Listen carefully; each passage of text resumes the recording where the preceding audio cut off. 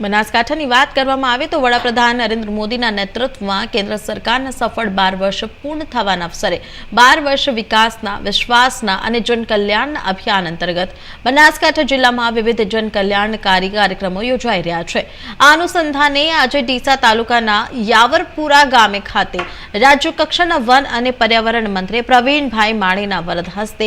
One કવચનું ખાતમુહૂર્ત કરવામાં આવ્યું હતું અને આ સાથે જ એક પેડ માં કે નામ 3.0 અભિયાન અંતર્ગત વૃક્ષારોપણ કાર્યક્રમ યોજાયો હતો તેમજ નવીન અટલવાડીનું લોકાર્પણ પણ કરવામાં આવ્યું હતું। ગુજરાત સરકાર વન વિભાગ તથા જિલ્લા વહીવટી તંત્રના સંયુક્ત ઉપક્રમે યોજાયેલા આ કાર્યક્રમમાં મોટી સંખ્યામાં નાગરિકો, પર્યાવરણ પ્રેમીઓ, જનપ્રતિનિધિઓ અને આગેવાનો ઉપસ્થિત રહ્યા હતા। તો કાર્યક્રમ દરમિયાન વૃક્ષારોપણ કરી હરિયાળી અને સ્વચ્છ પર્યાવરણના નિર્માણ માટે સૌએ સંકલ્પ વ્યક્ત કર્યો હતો। एक पेड़ माँ के नाम योजना अंतर्गत देशना यशस्वी वडाप्रधान श्री नरेन्द्रभाई मोदी साहेब द्वारा જ્યારે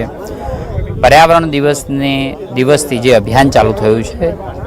તે અંતર્ગત આજે યાવરપુરા મુકામે 10,000થી વધુ વૃક્ષોનું વાવેતર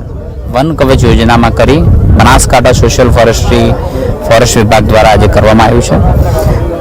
ગામના લોકોએ દરેક વ્યક્તિ प्रति व्यक्ति नरेन्द्रभाई ने 12 वर्ष प्रधानमंत्री तरीके जયારે पूर्ण थया त्यारे प्रति व्यक्ति 12 वृक्षों पोते जाते पोताना घरे वावेतर करशे तेवो संकल्प पण कर्यो छे। आवनारा समयनी अंदर